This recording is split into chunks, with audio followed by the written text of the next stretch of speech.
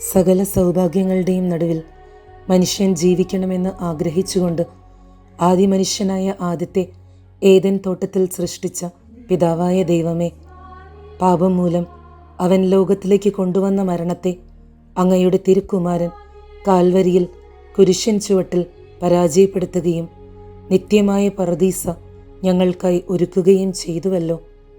സൗഭാഗ്യങ്ങളുടെ കലവറയായ പറുദീസയിൽ അങ്ങയുടെ തിരുമുഖം അനുനിമിഷം ദർശിക്കുന്ന മാലാഖമാരുടെയും വിശുദ്ധരുടെയും ഗണത്തിൽ പങ്കുചേരാമെന്ന വലിയ പ്രത്യാശയിൽ ഞങ്ങളും നിരന്തരം അങ്ങയെ കാത്തിരിക്കുന്നു. നിങ്ങൾ ലോകമെങ്ങും പോയി എല്ലാ സൃഷ്ടികളോടും സുവിശേഷം പ്രസംഗിക്കുവിൻ എന്നരുളി ചെയ്ത ഉത്തിതനായ ഈശോയെ, അങ്ങയുടെ സുവിശേഷം ലോകമെങ്ങും എത്തിക്കുവാൻ ഓരോ ക്രൈസ്തവനെയും വിശിഷ്യ അങ്ങയുടെ പുരോഹിതരെയും ഉപകരണമാക്കണമേ.